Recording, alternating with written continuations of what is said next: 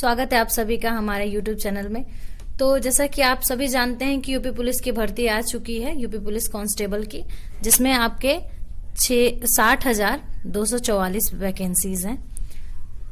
तो इसमें क्या क्या डॉक्यूमेंट्स लगेंगे फॉर्म भरने के लिए, क्योंकि आज 28 तारीख है और 27 दिसंबर से ही इसका फॉर्म फिलअप होना शुरू हो गया है।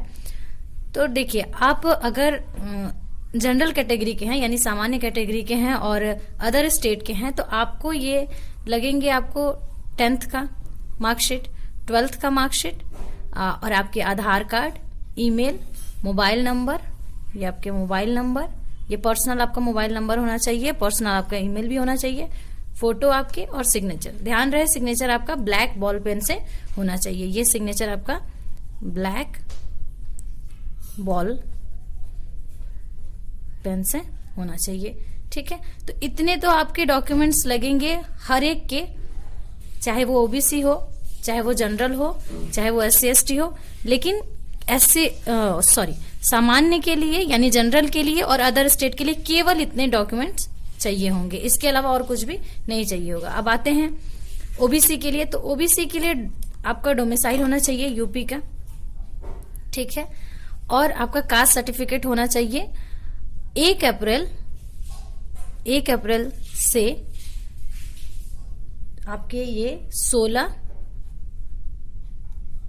जनवरी तक के बीच में, ठीक है। यानी कास्ट सर्टिफिकेट जो ओबीसी का लगना है वो 1 अप्रैल से 16 जनवरी के बीच में होना चाहिए। इससे ना बाद का चलेगा और ना ही 16 जनवरी के बाद का भी नहीं चलेगा और 1 अप्रैल से पहले का भी नहीं चलेगा। और इसी तरह आपको डोमिसाइल में भी होगा। तो आप जितने भी आप ओबीसी कैटेगरी के हैं, अगर आपने अभी डोमिसाइल और कास्ट नहीं बनवाया तो आप बनवा लीजिए। और यहीं अगर बात करते हैं SC ST की, अगर आप SC ST की बात करेंगे तो SC ST के लिए डोमिसाइल लगेंगे, कास्ट लगेगा, आप इनकम भी बनवा के रख लीजिए। लेकिन इसमें कोई डेट नहीं दिया गया है, कोई डेट लिमिट नहीं दी गई है। तो ये आपका कभी होना चाहिए। लेकिन मेरा सजेशन है कि आप इसको, ये 2022 से पहले का आप इसको मत रखिएगा। तो आप भी अगर चाहते हैं तो आप बनवा सकते हैं, बिल्कुल बनवा लीजिए, आगे के लिए आपको काम देगा। तो इतने सारे डॉक्यूमेंटेशन होंगे आपके फॉर्म भरते समय।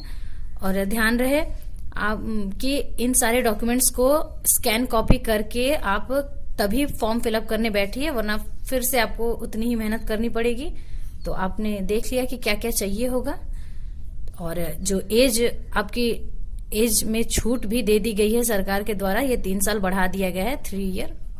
तो अब जो लोग एज लिमिट क्रॉस कर चुके थे वो भी अब फॉर्म भर पाएंगे। तो इसी तरह वीडियो के साथ बने रहिए। Thank you so much.